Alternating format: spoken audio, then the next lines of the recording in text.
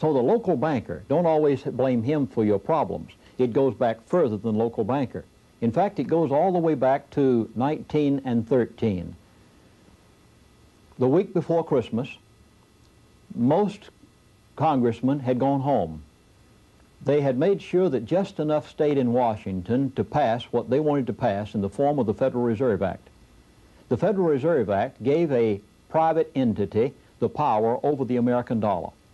Now, that year, Mr. Lindbergh, the father of the great aviator, who had flown his aircraft successfully so much around the world, he was the head of the banking committee of the House of Representatives and was so disturbed over what was happening because he knew the issues involved in the Federal Reserve until he wrote a book warning the American people that the Federal Reserve could be the destruction of our economy. But no one listened to him. And the Federal Reserve Act went through, and very few people thought much about it until the American dollar started going haywire. And then what do we find out that the Federal Reserve really is? Some have investigated it, and have found out that the Federal Reserve is really not an agency of the federal government at all. The Federal Reserve is a privately owned corporation, and the people who own the majority of the stock in the regional banks of the Federal Reserve control the currency of America. Who are those individuals? Well, in our research, we found out that over 1/2 of them, owners of the Federal Reserve, are not even citizens of the United States of America. Yet they control the interest and the general welfare of our country financially. If our government can bail out Chrysler Corporation and can save Continental Bank in Chicago, bail out New York City, why can I not save the family farms and the agricultural industry of this nation? The Federal Reserve is not an agency of the federal government. Let's prove that. Do federal agencies pay taxes on their property? No. Civil service and others. And who's under civil service? Government employees, are they not? But yet you go to property that's owned by the Federal Reserve, they pay taxes on it locally. Are there employees under civil service? Federal Reserve is not under civil service. Well, are they really a federal agency? No. Privately owned. People who own the majority of the stock in the regional banks. Then who controls the Federal Reserve? Does Congress? No. Do the American people ever vote to do anything about the Federal Reserve? No. Why? Formed in 1913 as a private entity to control the interest and the currency of America through the control of the Federal Reserve. So the farmer's going broke. Do you blame the farmer? Who controls the price he gets for his product? The people who control the currency of America. Who does that? Remember, over 1/2 of the owners of the Federal Reserve stock in the regional banks are not even citizens of the United States of America. So who's controlling the price of the farmer's products, and who controls the interest rate that the farmer pays to the local bank? Not the local banker, but the Federal Reserve sets the prime rate. So in basics, where is the problem? As we said, don't sweep down the cobwebs. Let's get back to the spider. And when you kill the spider, you'll not have to worry with the cobwebs anymore. Now, on the top of the $1 bill, it says Federal Reserve Note. First of all, is it federal? No. Secondly, is it reserve? No, there's no reserve on there anyplace. And is it really a note? Now, according to Webster's dictionary, in order for something to be a legal note, it must have an amount on it somewhere to pay in something. Is there anywhere on that dollar bill that it says it'll pay in any amount of anything? No. Did there used to be a promise to pay on that dollar bill? Yes. What did it at one time promise to pay in? Gold or silver? Does it promise to pay in anything today? No. Then is it a legal note? No. Is it money? What is it? If it's not money, it's a green stamp, as I like to call it. Now let's take this silver dollar. And you'll remember that there was a time when you could take this $1 bill into a bank and get one of the silver dollars. Can you today? No, it'll take approximately 15 of these to get one of these. Then what changed in purchasing power?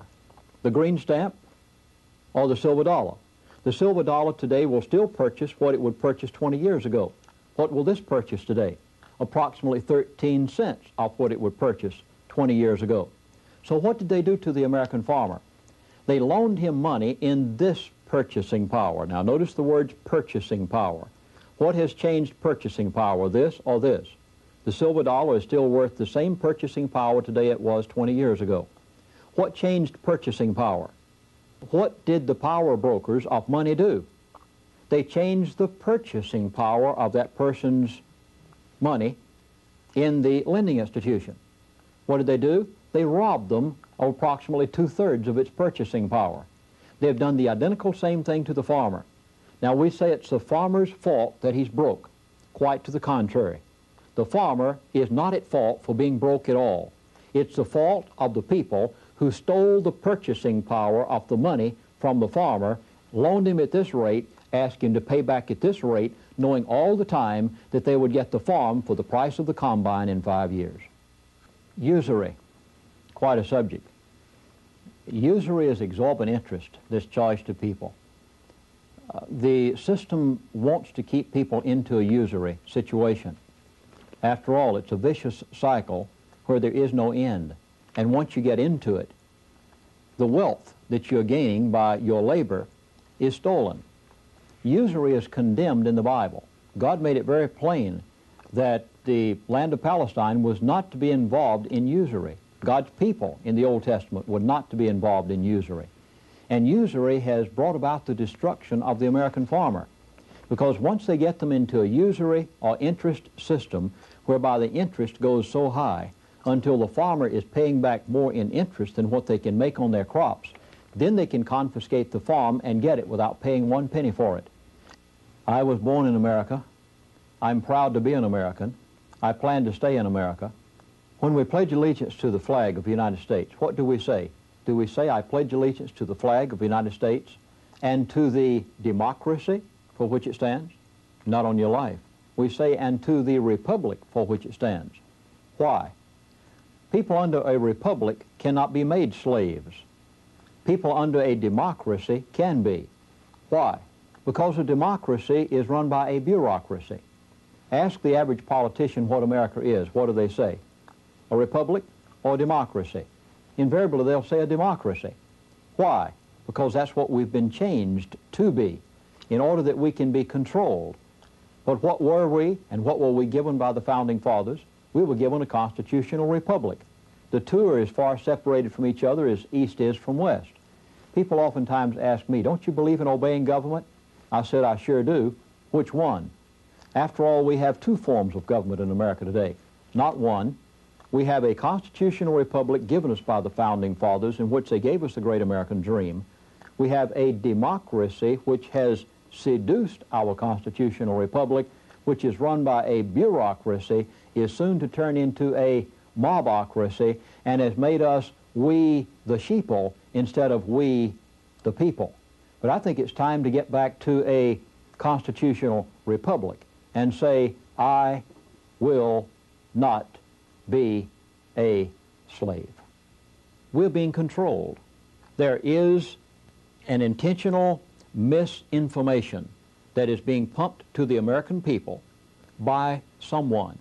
There is a plot, if I may use the word. I don't like the word conspiracy necessarily, but I'll say there is a plot for the control of the people and the economy of the United States of America.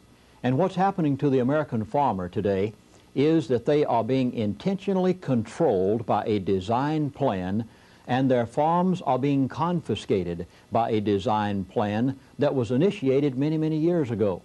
America has been intentionally deindustrialized. They've moved our industry offshore.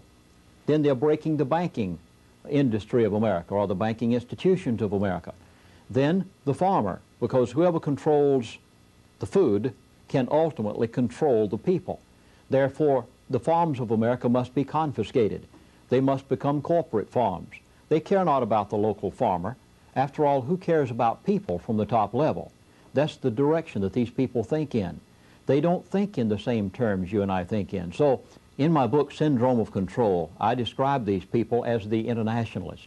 There are many names that different people could put to them, but they are a group of people who hold the purse strings of the world. Now, they gain by every conflict that takes place in the world. For instance, #1 Red Square downtown Moscow is Chase Manhattan Bank. It's not there for the purpose of helping the Russian people. In fact, I understand that a Russian can't even have a checking account nor a savings account there. What's it there for? For the purpose of financing Russia's war machine. They finance Russia's war machine.